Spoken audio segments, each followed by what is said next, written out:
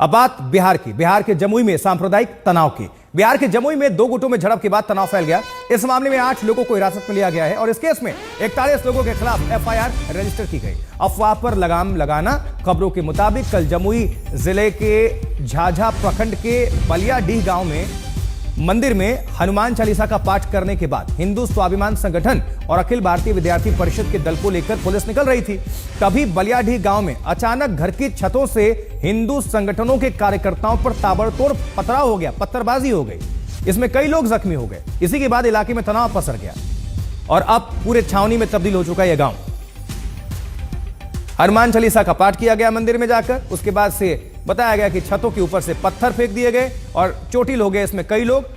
और उसके बाद से हिंसक झड़प और इलाके में तनाव। लोगों की आखिरी भूल होगी और ये जमुई जिला झाझा का बलियाडीह का आखिरी घटना होगा। मैं एसपी साहब से हाथ जोड़ के निवेदन करती हूँ कि हमारे जमुई जिला का माहौल खराब ना हो। आज तक तो मैं बोल रही थी लेकिन आज मैंने मान लिया, क्योंकि जब बिना कोई गलती का बिना कुछ सोचे समझे सामने से लाठीचार्ज होने लगे, अटैक होने लगे, तलवारें थी सबके हाथों में, ऊपर से पथराव हो रहे थे, तो आप उस वक्त का माहौल समझ सकते हैं। मैं अकेली लड़की इस गाड़ी में थी मौजूद।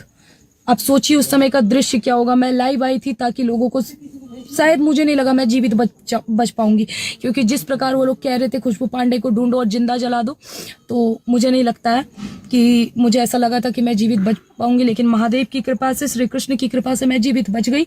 एसपी साहब से मैं बस यही चाहूंगी कि इसका उचित न्याय हो। चलिए, तो ये देखिए खबर आपको बता दें, जमुई में 48 घंटे तक के लिए इंटरनेट सेवा पर बैन लगाया गया है ताकि कोई भी मैसेज सर्कुलेट करने की कोशिश करे वो ना फैले, क्योंकि दुष्प्रचार होता है और इसमें एक दूसरे को भेजा जाता है। तो इंटरनेट सेवा 48 घंटे के लिए 2 दिन मान लीजिए बंद है। और वहीं पर इलाके में अभी तनाव के आसार हैं, तनाव का माहौल है और इसके मद्देनजर भारी पुलिस फोर्स की तैनाती है।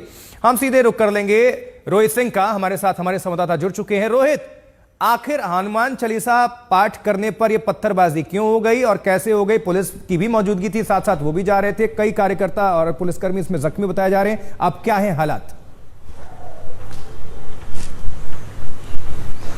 देखिए आशुतोष, अभी के जो हालात बताऊं तो हालात को फिलहाल तो नियंत्रित किया गया है और भारी संख्या में पुलिस बल जो है उस गांव में इस वक्त जो है वो कैंप कर रहा है कल रात से ही।